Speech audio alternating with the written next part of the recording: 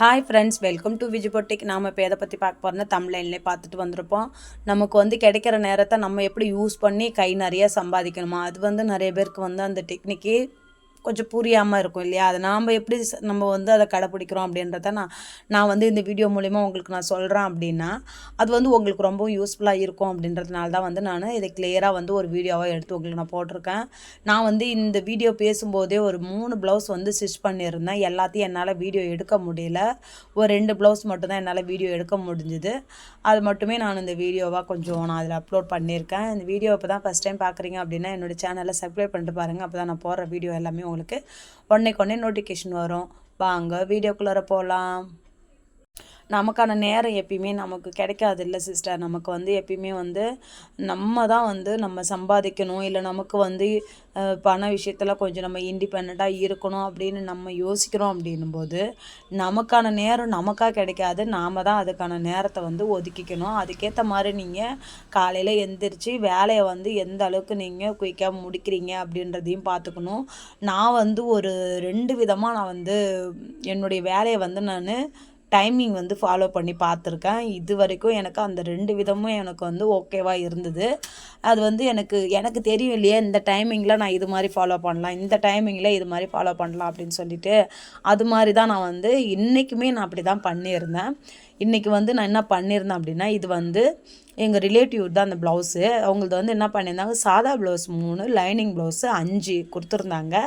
நேற்றுக்கு சீரியல்லாம் மொபைல்லே பார்த்துக்கிட்டே நான் என்ன பண்ணிட்டேன், சாதா ப்ளவுஸு 3, லைனிங் ப்ளவுஸு 2 ஸ்டிச் பண்ணிட்டேன். மீதி 3 ப்ளவுஸ் இருந்தது.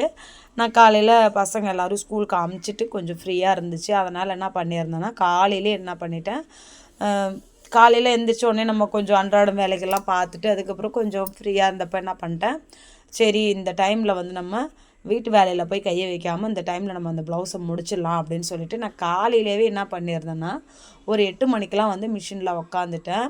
ஒரு ப்ளவுஸுக்கு 1/2 தான் இல்லையா, 8, 8:30, 9, அதாவது 9:30, 9:45 நான் 3 ப்ளவுஸுமே ஃபினிஷ் பண்ணி ஓவர்லாக்கெலாம் அடித்து எடுத்து வச்சுட்டேன். ப்ளவுஸ் கொக்கி கட்டுறதுக்கு அவங்கக்கிட்டே கொடுத்துட சொல்லிட்டாங்க, நானே கட்டிக்கிறேன் அப்படின்னு சொல்லிட்டாங்க. அதனால் ப்ளவுஸ் தைச்சி கொடுத்தாலே போதும். அதனால தான் என்ன பண்ணிட்டேன், இப்போதைக்கு நமக்கு கொஞ்சம் ஒர்க்கு இதுக்கப்புறம் வர ஆரம்பிச்சிடும் கண்டினியூஸாக. அதனால் சரி நம்ம இதை நம்ம போட்டு வச்சுட்டோம் அப்படின்னா இன்னும் டைம் ஆகிடும் அப்படின்றதுனால நான் இன்றைக்கி உட்காந்து இவங்களை முடிச்சிட்டேன் ஃபுல்லாகவே. காலையிலே உட்காந்து நைட்டுக்கு பாதி தச்சிருந்தேன், காலையிலே உட்காந்து முடிச்சிட்டேன். மேக்ஸிமம் அவங்க துணி எல்லாத்தையுமே முடிச்சு எடுத்துட்டேன். இதுமாரி நமக்கு கிடைக்கிற நேரத்தை நம்ம தான் யூஸ் பண்ணிக்கணும். நான் அந்த 8 மணி ஆகிடுச்சின்னு சொல்லிட்டு நான் கிச்சனுக்கிட்ட போயிட்டு செஞ்சுட்டு உட்காந்துருக்குறேன். அது நான் கண்டினியூஸாக உட்காந்து தைப்பேன். இப்போ நான் அந்த 3 ப்ளவுஸை முடிச்சுட்டு அதுக்கப்புறம் நான் கிச்சன் வேலையை முடிச்சுட்டு நான் குளிச்சுட்டு சாப்பிட்டுட்டு அதுக்கப்புறமா மிஷினில் உட்காரதுக்கு மணி 12 ஆகிடுச்சு. அப்போ 12 மணிக்கு மேலே தான் மறுபடியும் வேறு ஒரு கஸ்டமர் ப்ளவுஸை எடுத்து கட் பண்ணி அதுக்கப்புறம் ஸ்டிச் பண்ணுறதுக்கு ஆரம்பிக்கிறேன். இப்படியுமே நான் ஒரு 2 ரொட்டீனாக நான் செய்வேன். ஃபஸ்ட்டு காலையில் எழுந்திரிச்சு இது மாதிரி உட்காந்து ஸ்டிச் பண்ணுறதும் இருக்குது.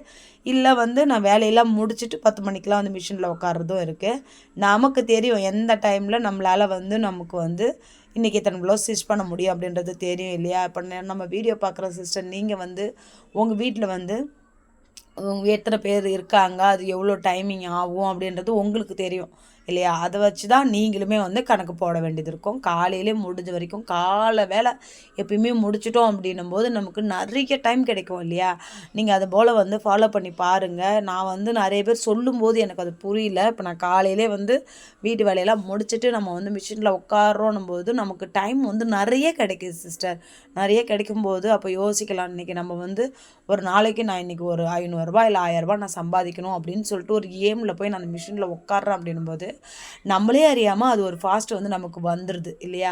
அதுமாரி நீங்கள் செய்யும்போது கண்டிப்பாக ஒரு நாளைக்கு 1000 வரைக்கும் நீங்கள் சம்பாதிக்கிறீங்க அப்படின்னா கண்டிப்பாக நம்ம நினச்சதை நம்மளால் அடைய முடியும். அதனால தான் சொல்கிறேன், நமக்கு நேரம் தானாக கிடைக்காது. நமக்கான நேரத்தை நம்ம தான் ஒதுக்கிக்கணும். நம்ம நம்ம வீட்டில் இண்டிபெண்ட்டாக இருக்கணும். நமக்கு ஃபினான்ஷியலாக ஏதாவது ஒன்று வாங்கணும் அப்படின்னா கூட நம்ம வீட்டில் இருக்கிறவங்ககிட்ட எல்லாமே கேட்டு அவங்க எப்படியாப்பட்ட சூழ்நிலை இருக்காங்க, டீவ் இருக்கலாம், ஒரு மாத கடைசியாக இருக்கலாம், இப்போ வீட்டு ப்ராப்ளத்தையும் அவங்க பார்ப்பாங்க. இப்போ இதையெல்லாம் யோசிச்சுக்கிட்டு அதெல்லாம் யோசிச்சுட்டு நம்ம என்ன பண்ணணும்னா, அதுக்கேற்ற மாதிரி நம்ம என்ன பண்ணலாம், நம்ம ஏதோ ஒரு ரூ. 10 சம்பாதிச்சு சேர்த்து வைக்கலாம். அது நமக்கு ஃப்யூச்சரில் யூஸ் ஆகும். இல்லை வந்து நமக்கு எதனா வேணும்னாலும் நம்ம யூஸ் பண்ணிக்கலாம். இதெல்லாம் யோசிக்கணும் இல்லையா? ஆனால் நான் வந்து இப்போ சொல்கிறதுல எதுவுமே வந்து நான் ஃபாலோ பண்ணுறது கிடையாது. ஏன்னா நான் என்னுடைய டைலரிங் வேலையில் வர வருமானம் ஃபுல்லாகவே எனக்கு வந்து லோன் போயிட்டுருக்கு. அதனால் அந்த லோனுக்கே எனக்கு சரியாக இருக்கும். லோனுக்கு பார்த்துப்பேன், வீட்டுக்கு சாப்பாட்டுக்கு வந்து நம்ம தைக்கிறதுலேருந்து தான் நான் வந்து பார்த்துப்பேன். அப்புறம் ஒரு ஃபைனான்ஸ் ஒன்று எடுத்திருக்கேன். அந்த ஃபைனான்ஸுமே நான் வந்து கட்டிகிட்ருக்கிறேன். நான் இது மாதிரி நான் பிஸியாக வச்சுக்கிறதுனாலேயே மெயினாக வந்து நான் வந்து டெய்லி மிஷினில் உட்காரணும், நான் இவ்வளோ சம்பாதிக்கணும் அப்படின்ற ஒரு கட்டாயம் வந்து எனக்கு இருக்க செய்யுது இல்லையா? நான் அதனால தான் சொல்லுவேன் நிறைய பேர்கிட்ட, நம்ம வந்து எந்த ஒரு குறிக்கோளும் இல்லாமல், நமக்கு ஒரு எய்ம் இல்லாமல் நீங்கள் ஒரு வேலையை செய்கிறீங்க அப்படின்போது கண்டிப்பாக நமக்கு வந்து அது ஒரு சுறுசுறுப்புன்றது வரவே செய்யாது. நீங்கள் வந்து ஃபினான்ஷியலாக இப்படிலாம் இருக்கணும் அப்படின்றத ஒரு கணக்கு போட்டு வச்சுக்கிட்டு நீங்கள் ஒரு ஒரு நாளை நோக்கி நீங்கள் ஓடுறீங்கன்னும் போது கண்டிப்பாக வந்து நீங்கள் வந்து இப்போ தூங்கி எந்திரிச்ச உடனே உங்களுக்கு தெரிஞ்சிடும், இந்த வாரம் வந்து இந்த லோன் காசு கட்டணும், நமக்கு காசு வேணும். அப்போ நம்ம துணி உட்காந்து தைப்போம். ஒரு நாளைக்கு இன்றைக்கி நம்ம ஒரு 1000 ரூபாய் சம்பாதிக்கணும், ஒரு 700 சம்பாதிக்கணும், ஒரு 500 சம்பாதிக்கணும் அப்படின்னு சொல்லிட்டு நமக்கு வந்து அது மனசுக்குள்ளார ஆட்டோமேட்டிக்காக பதிய ஆரம்பிச்சிடும். நமக்கு அந்த தூக்கன்றது வராது, சோம்பேறித்தனம் வராது, நம்மளால் மிஷின் விட்டு எந்திரிக்க முடியாது. நம்ம ஃபாஸ்ட்டாக வந்து இன்றைக்கி தச்சிடணும், இன்றைக்கி நம்ம இவ்வளோ சம்பாரிச்சணும் அப்படின்ற ஒரு எண்ணம் நமக்கு ஆட்டோமேட்டிக்காக வந்துடும். இப்படி தான் வந்து நம்ம எப்பவுமே பிஸியாக வச்சுக்கணும். நான் வந்து இப்படிலாம் நினச்சி இப்படிலாம் பண்ணுறதுனால தான் எனக்குமே என்னுடைய வேலையும் வந்து போரும் அடிக்க மாட்டுது. எனக்கு வேலையுமே வந்து சுறுசுறுப்பாக போயிட்டே இருக்குது. எனக்கு கை நிறைய நானும் சம்பாதிக்கிறேன். இன்றைக்கி நான் வந்து என்னுடைய லோன் காசுலாம் வந்து யாரோடைய ஒரு கமிட்மெண்ட்டும், அதாவது யாருக்கிட்டையுமே நான் வந்து கேட்காம நான் வந்து என்னுடைய வேலையை நான் வந்து பண்ண முடியுது அப்படின்னா, நான் வந்து இந்த ஃபீல்டில் வந்து எந்த அளவுக்கு நான் வந்து வழி நடத்திக்கிட்டு போகிறேன் அப்படின்றதையுமே மேக்ஸிமம் வந்து அதிகமாக வந்து இதை நம்ம பார்க்க வேண்டியது இருக்குது. நான் வந்து கொஞ்சம் சோம்பேறித்தனமாக இருக்கிறேன் அப்படின்னும்போது அதை என்னால் கட்ட முடியல அப்படின்னா, நம்ம வீட்டில் இருக்கிறவங்ககிட்ட கேட்க முடியாது. அவர் வாங்குகிற சம்பளத்துக்கும் நான் வந்து அவருக்குன்னு தனியாக பிரித்து விட்டுட்டேன். அதனால் அவருடைய இஎம்ஐலேருந்து அது இஎம்ஐ போகிறது வந்து அவருடைய அக்கௌண்ட்லேயே சேலரி வந்ததுனால அதை அப்படியே எடுத்துப்பாங்க. அதனால் அதையுமே நம்மளால் எதுவும் சொல்ல முடியாது. அப்போ நான் தான் பண்ணணும் அப்படின்ற மாதிரி ஒரு சுச்சுவேஷன் இருக்கும்போது கட்டாயம் வந்து நம்மளால் வந்து முடியாதுன்ற சூழ்நிலையே அதில் வரத்துக்கு வாய்ப்பே கிடையாது இல்லையா? அதை வந்து நீங்கள் வந்து கொஞ்சம் யோசிச்சுக்கோங்க. எப்பயுமே வந்து நீங்கள் இப்போது நான் சொல்கிற விஷயத்துலேருந்து உங்களுக்கு என்ன புரியுது அப்படின்றதையும் நீங்கள் பாருங்கள். இப்போ வந்து இன்றைக்கி நான் இவ்வளோ சம்பாதிக்கணும் அப்படின்றத விட நீங்கள் ஏதாவது ஒரு பிளானோடு பண்ணுங்கள். அப்போ பண்ணும்போது கண்டிப்பாக வந்து உங்களால் வந்து நீங்களே நினைக்காத மாதிரி ஒரு நாளைக்கு 1000 ரூபா கூட உங்களால் சம்பாதிக்க முடியும். அதனால தான் சொல்கிறேன். நீங்கள் வந்து இது போல் ஃபாலோ பண்ணுறீங்க அப்படின்னா கண்டிப்பாக வந்து நம்மளால் வந்து இப்போ இந்த டைலரிங் ஃபீல்டில் வந்து நம்ம வந்து சக்ஸஸ்ஃபுல்லாக நம்ம வந்து சாதித்து காட்ட முடியும். ஏன்னா இன்றைக்கி இருக்கிற காலகட்டத்தில் இப்போது வந்து எல்லோரும் எப்படி யோசிக்க ஆரம்பிச்சிட்டாங்க அப்படின்னா, எல்லாருக்குமே வந்து வீட்டில் இருந்துக்கிட்டு ஏதாவது சும்மா போர் அடிக்குது, சரி நம்மளுமே வந்து ஏதாவது ஒரு வருமானத்தை பார்க்கணும், இல்லை நம்ம ப்ளவுஸை நாமளே தைச்சிக்கணும் அப்படின்ற மாதிரி இப்போ வந்து தெருவுக்கு 4 டைலர் 5 டைலராக உருவாகிட்டாங்க. அப்படி இருக்கிற பட்சத்தில் வந்து நம்மக்கிட்ட வந்து துணி வந்து அதிகமாக வருமானு கேட்டால் கொஞ்சம் கஷ்டம் தான். அப்படி இருக்கும்போது நம்மக்கிட்ட இருக்கிற கஸ்டமரை வந்து நம்ம தக்க வச்சுக்கணும் அப்படின்னா, அவங்க கேட்குற டைமில் கரெக்டாக நம்ம வந்து ப்ளவுஸ் வந்து தைச்சி கொடுக்கணும். அதுதான் ரொம்ப ரொம்ப முக்கியம். இப்போ வந்து அர்ஜென்ட்டுன்னு ஒன்று கொடுக்குறாங்கன்னும்போது அந்த டைமில் நம்ம வந்து அந்த ப்ளவுஸை வந்து கொடுக்குற மாதிரி வந்து எப்பயுமே வந்து நீங்கள் ஃபாலோ பண்ணி பாருங்கள். கண்டிப்பாக வந்து நமக்கான கஸ்டமர் நம்மளை தேடி வந்துக்கிட்டு தான் இருப்பாங்க. நம்ம டைமிங்க்கு நம்ம தச்சு கொடுக்குறதுனாலையோ, நம்ம ஸ்டிச் பண்ணுற ஸ்டைல் வந்து அவங்களுக்கு பிடிச்சதுனாலையும், ஃபிட்டிங் வந்து இவங்கக்கிட்ட கொடுத்தா ஃபிட்டிங் கரெக்டாக இருக்கும் அப்படின்றதுனாலையுமே நமக்கான கஸ்டமர் நம்மளை தான் தேடி வருவாங்க. அதனால தான் சொல்கிறேன், நம்ம வந்து கிடைக்கிற நேரத்தை யூஸ் பண்ணிக்குவாங்க. அந்த டைமை வந்து நம்மளால் வந்து எவ்வளோக்கு எவ்வளோ வந்து நம்ம வந்து யூஸ் பண்ணிக்க முடியும் அப்படின்றத பாருங்கள். நேற்றுக்கு பாருங்கள், நான் உட்காந்து தச்சிக்கிட்டே இருக்கேன், மணி ஒரு 5 இருக்கும்.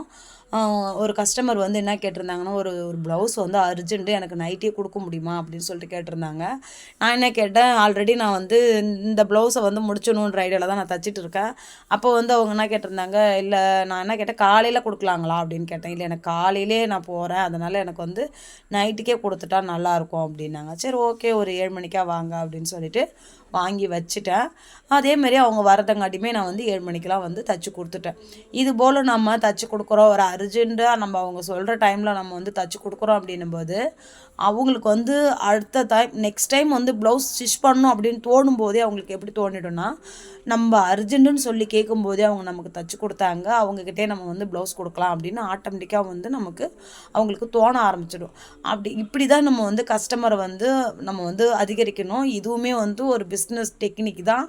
நமக்கான வருமானத்தையும் நம்ம மிஸ் பண்ணாமல் ஸ்டிச் பண்ணிடலாம். அடுத்தது வந்து நம்ம கஸ்டமருக்குமே வந்து ஒரு ஒரு திருப்திகரமாக அவங்க கேட்குற டைமில் நம்ம ஸ்டிச் பண்ணி கொடுக்குறோம் அப்படின்னும்போது அது அவங்களுக்குமே வந்து ரொம்பவும் வந்து ஒரு சந்தோஷமாக இருக்கும். நெக்ஸ்ட் டைம் அவங்களுக்கு அர்ஜென்ட்டாக தைக்கணும் அப்படின்னும்போது நம்மக்கிட்ட வந்து கண்டிப்பாக வந்து கொடுக்கறதுக்கு யோசிப்பாங்க. இப்படி தான் நம்ம வந்து கஸ்டமர் வந்து அதிகரிக்கிறதுக்கு நம்மளும் ஃபாலோ பண்ணணும். நான் வந்து தொடர்ச்சியாக வீடியோ போடுறதுக்கு என்னால் முடியல. உடம்பு கொஞ்சம் சரியில்லாத காரணத்தினால என்னால் தொடர்ச்சியாக வீடியோ போட முடியல. இதுக்கு மேல்பட்டு உங்களுக்கு கண்டினியூஸாக வந்து வீடியோ வரும்.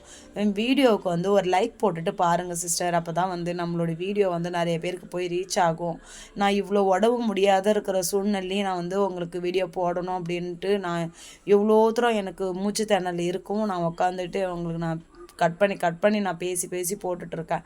அது வந்து ஒரு யூஸ்ஃபுல்லாக இருந்துச்சு அப்படின்னா எனக்கு வந்து ரொம்பவும் இதாக இருக்கும் இல்லையா. இது வந்து ஒரு 300 பேர் 400 பேரோடு அப்படியே ஸ்டாப் ஆகிடுது. நீங்கள் இந்த வீடியோ பார்க்குற நீங்கள் ஒரு லைக் பண்ணிங்க அப்படின்னா இது வந்து நிறைய பேருக்கு போய் ரீச் ஆகும். அந்த வீடியோவுக்குமே வந்து எனக்கு ஒரு உயிர் கொடுத்த மாதிரி எனக்கும் ஒரு தெம்பு இருக்கும் இல்லையா. இவ்வளோ ஒரு மெனக்கிட்டு நம்ம செய்யும்போது அது வியூஸே போகலை அப்படின்னும்போது கொஞ்சம் கஷ்டமாக இருக்குது. வியூஸ் போகாதனாலே எனக்கு வந்து கொஞ்சம் ரொம்ப ஷேடிங்காக இருக்குது. ப்ளவுஸ் வந்து ஸ்டிச் பண்ணுறதுக்கு இப்போது வந்து வீடியோ எடுத்து போடணுன்ற ஒரு மைண்ட் செட்டுமே வந்து நமக்கு வந்து வர மாட்டேது இல்லையா. அதனாலேயும் கொஞ்சம் யோசிக்கிற மாதிரி இருக்குது. ஆனால் நான் அதெல்லாம் வந்து காரணம் கிடையாது.